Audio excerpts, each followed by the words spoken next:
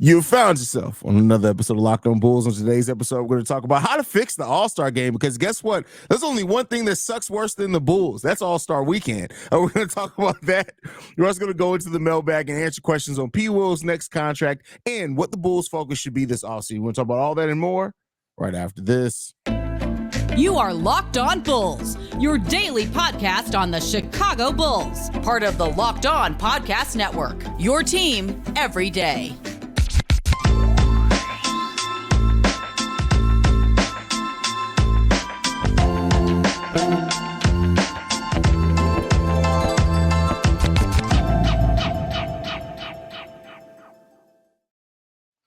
Thank you for tuning in to Locked On Bulls, member of the Locked On Podcast Network, where it's your team every single day.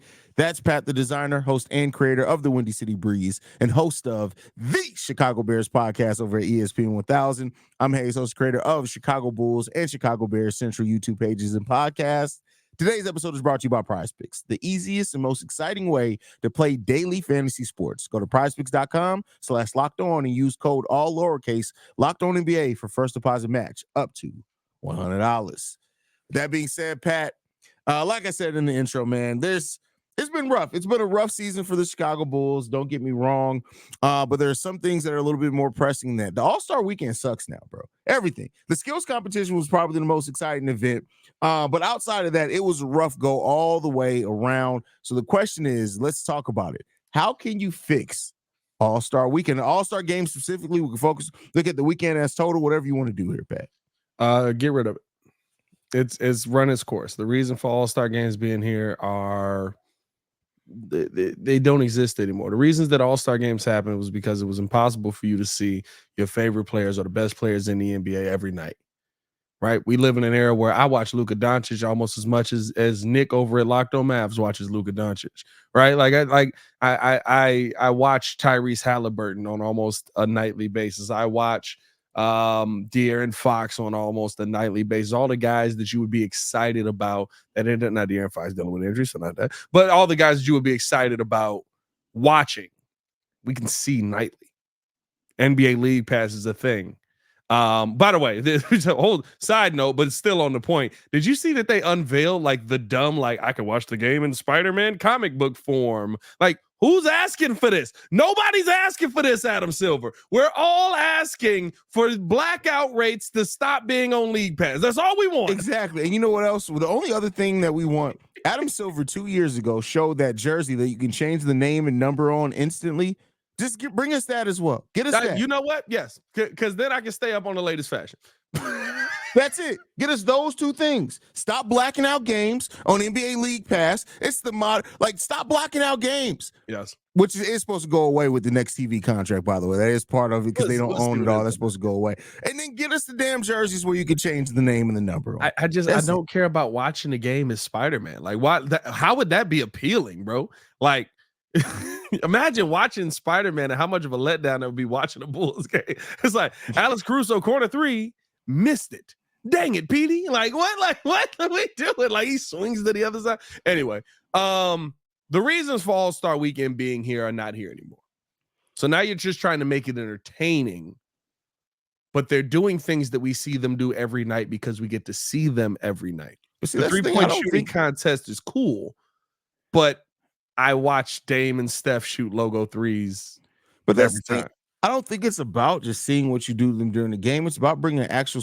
Now, the three-point contest, I do think there's a little bit more pride in that than even the dunk contest. But like, I don't know how to fix the events. Skills competition is fine. I like what they did with the skills competition. It needs to kind of get a little bit tightened up. I like the way they changed it. That was the only time the LED court really kind of shined, in my opinion. The dunk contest, until you get superstars getting creative again, is going to be what it's going to be. But the All-Star game itself, that's the thing. Until you have somebody who's almost the face of the league take it upon themselves to actually D somebody up. Whoa, that was a pause. To actually play defense in the All-Star game and make it competitive, it's just not going to happen. Like, you got Anthony Edwards afterwards saying it doesn't matter, basically. And right? I respect the honesty of it, though. I mean, and that's the thing. I'm not knocking him. Like, I respect the honesty, but like, that's the mentality. And this is the next wave of superstars in your league that just, they don't care about the competitive nature of it. I believe Kobe cared about the competitive. I believe John Morant said something similar last season. Yeah, so like until you have those players that it actually matters to, that they look at it and say, "Hey, nah, this is a showcase of the best of the best. I'm about to shut you down real quick on this possession." It's not gonna matter. They put up over 200 points. Did the Eastern Conference? It was 100. It looked like a Bulls full game score by halftime. It was like 105 to like 97. Like, what are we doing? It's and you'll never get that. Luka doesn't care. Jokic absolutely doesn't care.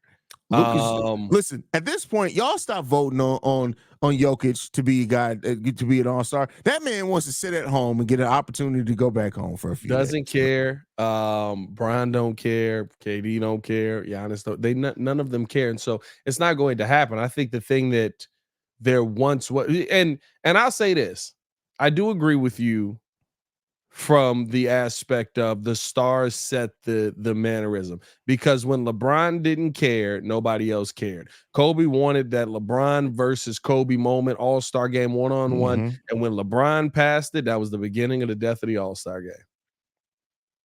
He wanted that passing of the torch moment. I'm going to guard you. You come in. Man, LeBron passed the basketball. Nope. And it's just, it is what it is. And how do you fix it? I'm not going to lie to you. If you're not going to do anything short of finding people that you don't think play hard enough, you're not going to fix it. The All-Star game is broken forever. Have fun. Like, and that's why I say just get rid of it. It's not entertaining. It was not an entertaining weekend for me. Bro. Stuff happened. That's all that happened. Stuff happened. And so the reason why they have, me and you talked about before, why is All-Star Weekend now so late? So All-Star Weekend, part of the reason they pushed it off is that they don't want to compete with the NBA playoffs. So if it was actually the midpoint of the season, with the NFL playoffs, so they don't want it to compete with that, which I understand completely.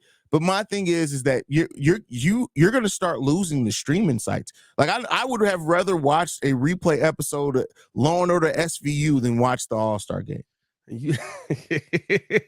just Ice-T on replay saying the wildest stuff at 2 o'clock in the afternoon, bro. Like Ice-T greatest hits on SVU. Bro, Ice-T just used to say the craziest stuff, and it'd be like 12 o'clock noon on regular TV, bro. Just be like, are you telling me there was semen and fecal matter in the ear canal? Wow, bro, we're on Locked On, bro. What?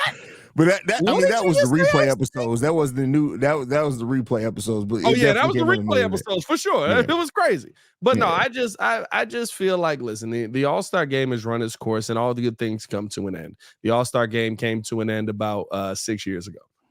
We just the last time it was competitive was the year after Kobe passed away, when they changed those weird rules.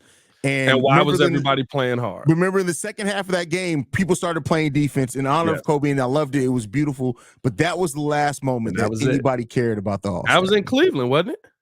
I think that was the one that was in Cleveland. What year was it in Chicago? That might have been in Chicago, actually. Team LeBron versus team. It was still Team Giannis. Yeah. It was in Chicago during COVID. So 2020 or right before COVID, 2019, 2020, something like that. Okay.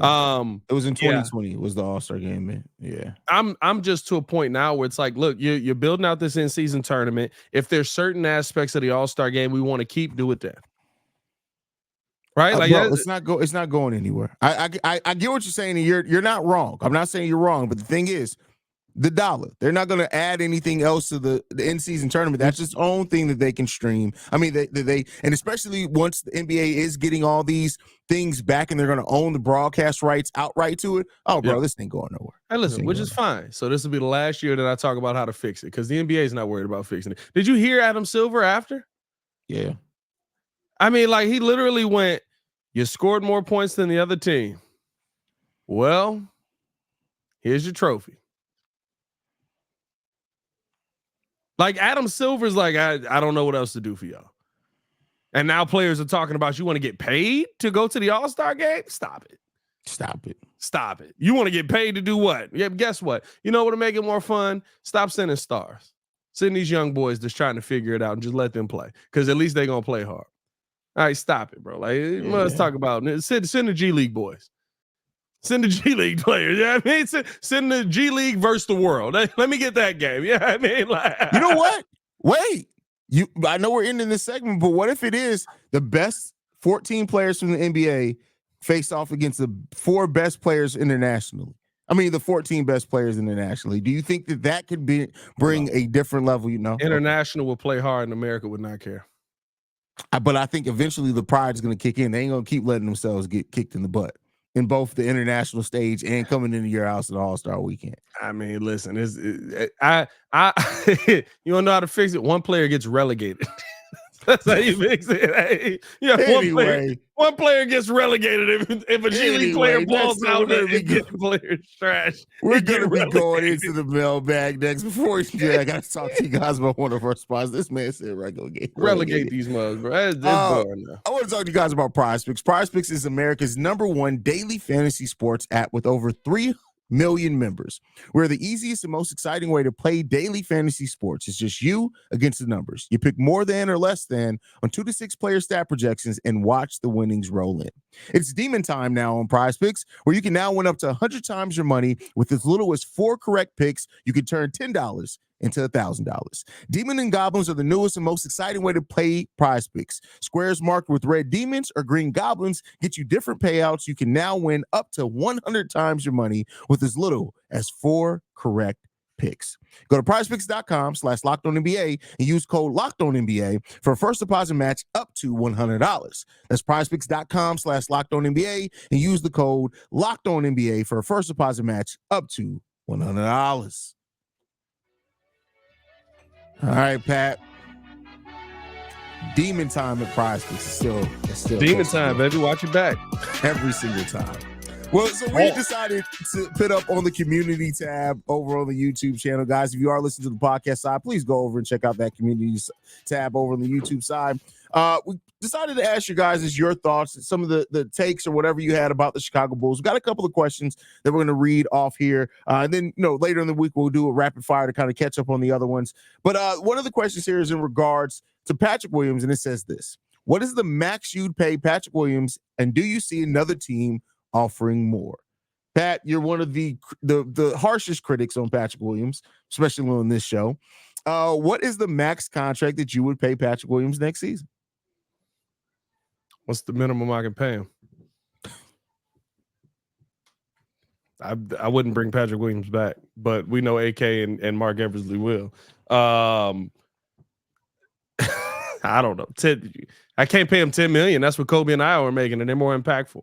Kobe making 12, but yeah, $7 million. $7 million for the next 4 years. Give you a solid 28 mil. You'll sit nicely. Listen, I mean, Pat doesn't like to be realistic, but I guess it is asking you, what would you pay him? Not necessarily what do you think he's actually going to get, but I think he's going to get somewhere between Kobe White's money, which is around $12 million annually, and upwards of about $16 million. I don't think you're going to pay him more than that. I think he had the chance to get up to $20 million over 5 years, but I think we're going to see Patrick Williams sign a 2-year, maybe 2+1 for about $15.5 million per, as I think what we're going to see Patrick Williams. That's going to get him back in the free agent market by the time he's 25. That's going to get the Bulls at him at a contract that's less than 3% of the salary cap, and you get a chance to look at him, see if he's going to use this time to develop, especially when DeMar's probably may not be back. I'm not saying probably. See what happens with Zach LaVine. That's going to be really your time to say, all right, Pat, you got no more excuses. We got a player development department in here that's hopefully helping you as well. If he's still got excuses left, that's the biggest problem. Like, it's just that there's a complete lack of development. We see flashes. We see him look like a solid role player at times. And then there's other times where you forget he's on the basketball court. To me, the time for him to make, I was the main one that was saying it's going to be hilarious when Patrick Williams gets paid $20 million. He may still end up getting that money. But for what I would pay him, I would say I would offer you the least amount of money that I possibly could so that somebody else would be more willing to pick you up and try and develop you and turn you into whatever you're supposed to be. Because at this point, you're wasting a roster spot. Like, not to say the Bulls are going to go out and find somebody better. That's a whole different issue there. But at this point, the conversation we're having on Patrick Williams is the same conversation we were having on Patrick Williams year 2, year 3. Like he hasn't evolved a ton as a player. I guess he's more confident as a 3-point shooter. But even that this season seems to be like, okay, this is the one thing that you were getting really good at. Do that a lot. And we didn't see him do a ton of it this year. We haven't seen him do a ton of it this year on a night in, night out basis. When we're in year 4 of something and I'm having the same conversation, the problem with, like, a lot of people want to compare it to Kobe, right? It's you got to wait for this guy to develop type of situation. Kobe's problem was never putting the ball in the air. Kobe's problem was, could he handle the basketball? What was it, right? Like, Patrick Williams has all the talent and the skill level to be a good basketball player. You just got to want to. You got to want to put shots up. You got to, and we've seen him in too many games this season where we've gone, all right, Zach's out, DeMar's in, but right, like, this is a time for you to step up. DeMar's a little hobbled right now. He's taking less shots. It's time for you to step up. We didn't see that happen. So, well, I got to combat you back on that. We did see that happen. Over the month of December, we absolutely saw Patrick Williams, until the foot injury, do exactly what you asked him to do. That was time where DeMar missed time, Zach missed time, and Patrick Williams did step it up. You got to give him credit. He did step it up in that time period. Then the foot thing. Now, maybe I'm giving a little bit too much credit for saying, I'm not saying it was just the foot, but then it coincided with his initial foot injury. Then he kind of fell off, then he came back, and then it was bad again. But that time period, especially when DeMar and Zach were missing, Patrick did step it up in that time period. I think he was more consistent defensively, but I don't think we looked at his offensive game and was like, that's exactly what we need. We looked at it and said, oh, solid role player, baby. I mean, but solid role player is what you need. He still was the third or fourth option. He averaged almost 15 points per game over that time period. I don't know, man. Like, it's still about consistency, though, to me. And that consistency is something that we haven't seen, right? Like, yeah, there was some games that flashed. I thought, he had a couple of solid games there. I want to say it was versus San Antonio, Milwaukee. Like, we had a back-to-back on that where he played really well, but 29 minutes versus Charlotte the game before that, 8 points, 9 boards. Cool, right? 14 points, 4 boards. 9 points, 2 boards. Like, it's the up and downness of it. That's crazy. It's the not to say the inconsistency. Then you're missing the stretch from December 16th to the 30th where he literally scored double-digit points in every one of those games but one. So I mean, I get what you're saying, but like, his role, and this is not to say that Pat is done developing. He has tons of work that he needs to do, but let's be clear, Patrick Williams is a role player on this team, and a role player averaging, like, I'm done with the number 4 overall pick and the heights of that, the quad comparisons. I'm done with that. He'll have to show me that over a season before I go back to that. But to say that Patrick Williams didn't step up at a time period where we needed it, he did. But he's still a role player. I just think the conversation on P. Will is like, when the coach and the GM and the players on the team are all asking you to do more, why are you still doing less? Well, you can everyone's say that, begging you to be more, but you're not running anything more for him. Like, literally, he went from averaging like 4 shots a game to almost 11 shots a game with no more plays being ran for him. He was doing more. Yeah, but then why does it just go away? Yeah, I mean, like, okay, he did it. Solid stretch. I love it. Yeah. Nikola Mirotic had a solid stretch. You know what I mean? Bobby Portis had a strong stretch here in December that got us completely out of the running for the top pick, right? Like, and Portis ended up turning into a nice player, but like, the stretches are something we've seen. I can give you, all right, he had a good stretch here. Why does it die? Why does it go away? Why does he go back into the shell? Why does he, and it's not, right? Like, yes, it is because of where his role is on the team, but literally everybody on the team for 3 years has literally said, please do more. True, but you can say that, and as we know with this Bulls team, they fix their mouth to say a lot. They don't always show it in what happens, right? Like, DeMar flat out said, yeah, if Kobe wants the last shot, take it, and it took a month for Kobe to take the last shot. So, like, yeah, I mean, that's they running that last shot for him. Hey, and it took a bad one, just bad. Yeah. But I don't know, man. Like, the Patrick Williams experiment for me, like, he is what he is at this point, and that's fair. And yeah, there are moments where he stepped up, and I think there's just as many moments where he shied away, and that's the part for me where it's like, listen, if you step up, don't give it back, right? If you got, that, I mean, if you have that, and I'm gonna say, and I'll say this, right? Like, to that point, yes, other players came back. Kobe White didn't give it back. Zach LaVine came back. Well, DeMar again, DeRozan got healthy again. It wasn't about it giving back. He was the offense at that point in time. Billy Donovan literally ran him as the offense. What I'm saying is people came back, and you would think those shots are going to go back to those people. Kobe White was like, no, these are my shots. No, Billy Donovan said, no, I need a point guard for my system to work, so you're still getting these shots. I mean, yeah. So, I mean, I get it. Kobe, there's no comparison between Kobe's mentality and Patrick Williams' mentality. If you put Kobe's heart and mind in Patrick Williams, you're talking about a 25-8 player. You're talking about an elite player, and I think that's the problem with the conversation is, yes, he's gotten better. It's still 10-3-1 over the span of the season. And yes, there's the slow start to the beginning of the year, but it's still it's leading to the same pattern. It's leading to the same Chicago Bulls.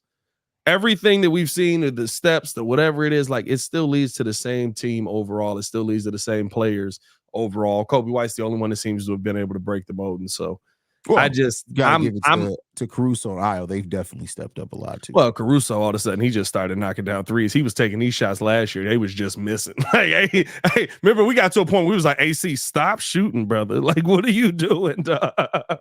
Hey, I love it too that AC literally said this. Hey, I want my offense to start matching my defense, and he came in and came in and did it, bro. Yeah. But he was taking these shots last year. I mean, he's taking 3 more shots last year and almost doubled his 3-point attempt. So he's taking more. He's hitting them at a better rate too. He hitting them at a better rate. That's what it comes down to. Hey, you're gonna take more when they start going in a lot more. AC was taking 3-3-pointers a game last year, and I was like, oh, that didn't fall at all. Before we get into this final topic, though, we finish out talking about one of you guys' mailbag comments. We do want to tell you guys all about FanDuel. Here's the thing with FanDuel right now, you can get buckets on your first bet on FanDuel, America's #1 sports book, because right now new customers get $150 in bonus bets with any winning $5 bet. That's $150 if your bet wins. Bet on all your favorite NBA players and teams with quick bets, live same game parlays, exclusive props, and more. Just visit FanDuel.com/locked-on and shoot your shot. That's FanDuel, official sports partner of the NBA. All right, Patrick. So the next question that we got on here that we're going to answer today is, do you guys think the Bulls will make any major moves during the offseason that will focus on developing the young players? I mean, what's a major move? I see the thing. It's a great question, and you know we'll reformat it here in a different way, but I think that the major move that they made to focus on player development happened this season. They hired a whole player development staff. Yeah, I don't really know what a major move would be. Are you going out there moving off one of the older players? Maybe that's what they mean. Like maybe not re-signing DeMar, so that opens up more shots, things like that. That's the only thing I could really think of in that way. And is letting DeMar go at this point a major move?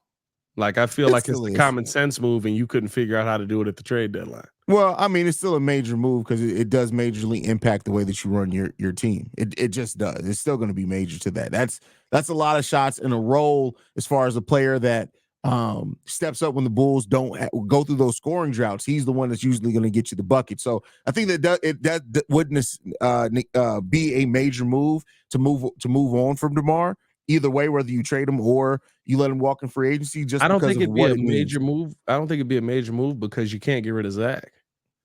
You're trying to get rid of Zach. You're trying to figure out how to trade Zach. A major move. Getting rid of a player that's averaging 23 points per game and 17 shots, that's a major move. That's a major thing on a team. Yeah, but I'm adding Zach LaVine back in, who can average 23 to 25 points per game. Yeah, but it's still a major move. If Zach had not been injured, it's still a major move. Either way, you're taking that away from your team. Ideally, you would want Zach LaVine coming into the season. You want Zach LaVine healthy. So yeah, if you're taking away the player, regardless if you're adding another one back that's injured, he was already still on your roster.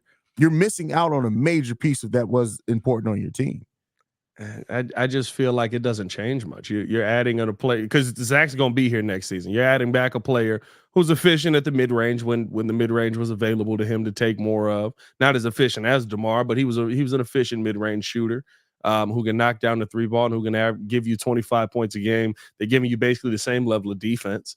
I guess Zach LaVine maybe can give you a little bit more. And you've got the same kind of scoring in your lineup. Like if you remove DeMar from your lineup, Zach LaVine was operating a ton in the mid-range before DeMar got there. Not nearly as much as what DeMar DeRozan does. DeMar only operates in the mid-range. And it's still the mentality. Zach LaVine, the part of the reason DeMar DeRozan was here is because Zach isn't a closer. Yeah. So it's still, you can have your opinion. It's still a major change to what your team is and something you're missing on that team. Yeah, I don't think that would drastically affect the Chicago Bulls. I don't think it would make us better or worse, and I don't think it impacts development, because the person that's moving on from DeMar to let somebody else develop, it's not like you're not putting Zach LaVine in that spot, unless you find a way to trade Zach. Now, if you trade DeMar, or if you move on from DeMar and trade Zach, I guess that would be a major move, but like, I don't foresee Acme doing that. I'm sorry, but you tying this DeMar going away to Zach LaVine, whether it be in a major move, really doesn't make any sense. Because like the fact is that you've had DeMar and Zach on this team for the longest, right? Right. So even if you're taking something away, because even losing Zach, even he was having a down season, it's still major. We talked about the fact that Zach LaVine, in just this season, in the 2.5 shots that Zach LaVine was making from the 3-point range, will literally take your team from being 22nd in 3-point shooting today.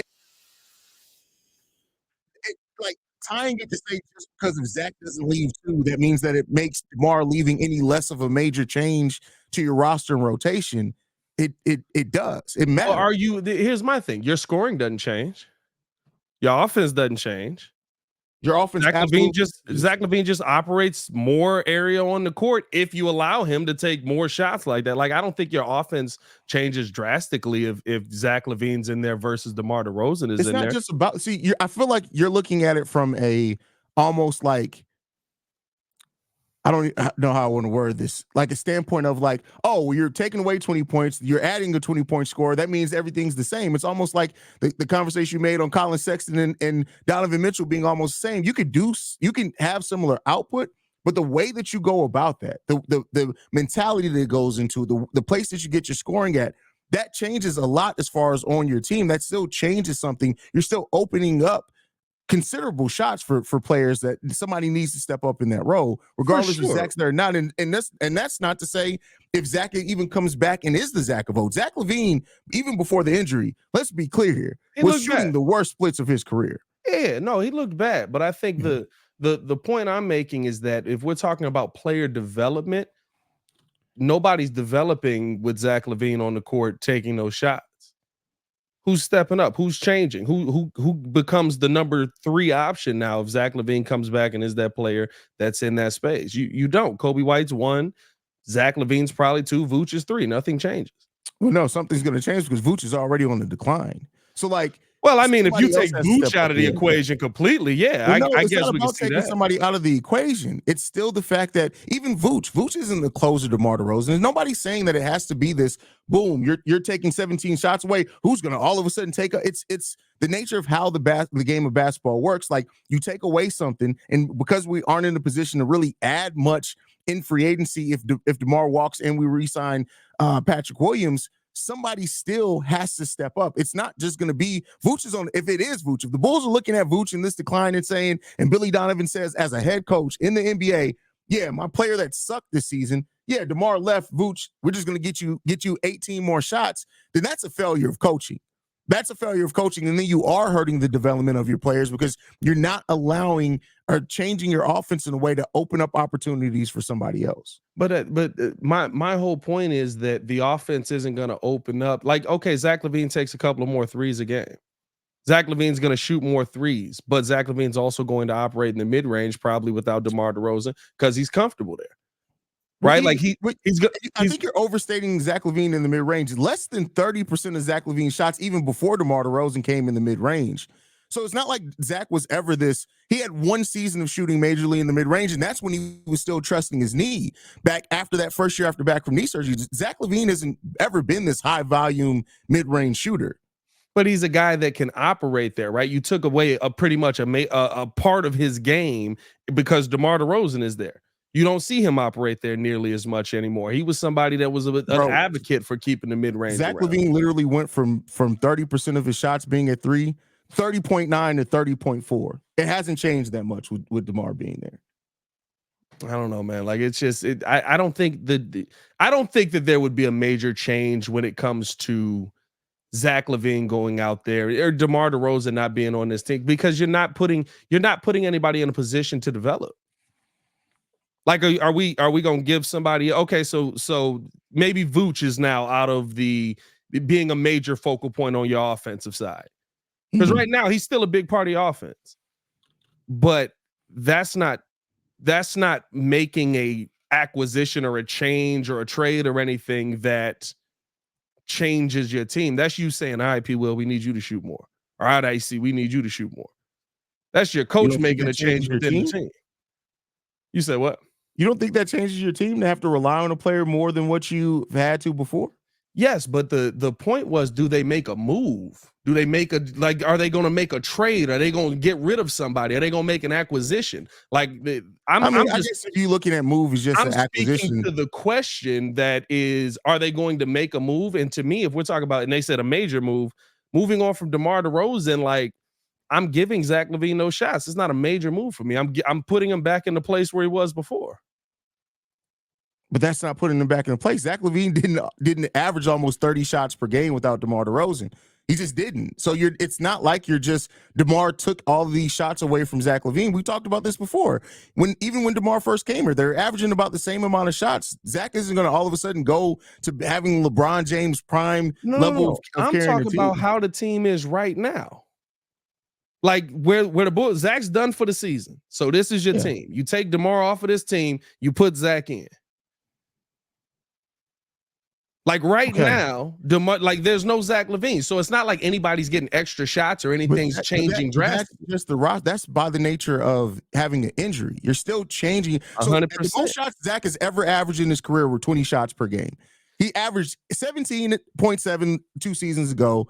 18 shots last season, 15 shots this season. So even if you're saying that Zach LaVine goes back to what he went to at his most, that's still leaving almost a full-time starter worth of shots going. That's a major change to your team. No, if you're looking at it in the sense of a move being a major acquisition, no, that's why I did preface it by saying the only major move I could see this Bulls doing that could affect development is letting DeMar DeRozan walk for nothing, because that is going to open up shots for somebody else. Now, could they just rely and say, hey, it's Vooch? Yeah, that's a failure of your coaching. But I think when you're looking at the place that we are, where the fact that even if it's crap traveling downhill, the Bulls won't have money to offer other than veteran minimum salaries. They just won't, even if you let DeMar walk. But that's what I'm saying. You're going to have to rely. Even then, you're still going to have to rely, even if it's on the back end of your bench. Then that means that now, Dalen, you have to get these minutes. Julian, you have to get these minutes. Right. So that still affects development in that sense. I guess maybe I didn't do a good job at explaining it. That's what I'm getting to. That affects development. But what I'm saying is, where this team is at right now, Zach LaVine's not taking shots. Yeah. He's out. He's not taking shots. If DeMar DeRozan's not on this team and I put Zach LaVine back in, DeMar DeRozan is not taking shots for the Bulls.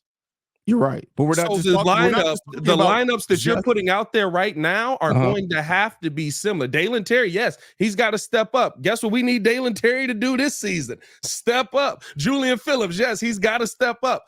I need him to step up when we get to this Thursday game. You know what I mean? Like, but that's the thing. It wouldn't just be losing DeMar. If you do let DeMar walk for anything, you're either you got to choose size or shooting. So it's not just like, I get it. Zach LaVine isn't on this team. Well, now. We're not disputing that. If you do a sign and trade now, but that's why I'm saying even when Zach was on this team, that's still like we've seen it. When Zach was on this team, Io had some shots, didn't have as many, right?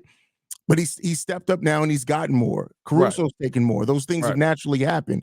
So even with Zach, let's say you entering Zach back in for DeMar DeRozan. Yes, you got Zach. He's getting more shots. But Zach isn't all that. Still changes your team because Zach isn't DeMar. Zach isn't going to replicate what DeMar brings you. He's not going to bring the closing aspect. And even then, you're still potentially looking until something changes to move on from Zach at some point. it still fundamentally changes your team because you have to rely on those players. Right now, yes, you're doing it out of necessity, and you did it at a time where you didn't necessarily plan on it to be that coming into the season. If you let DeMar walk for nothing, you're now building those game plans. You are now building those rotations with the start having the mindset of, Dalen, you're about to get 12 minutes per game. This is what we need your role to be. Right now, Dalen, Julian, in the spot minutes that they're playing, it's still not a defined role. It's basically go out there and show me something. You're at that point of looking at them to say, this is now your role on this team.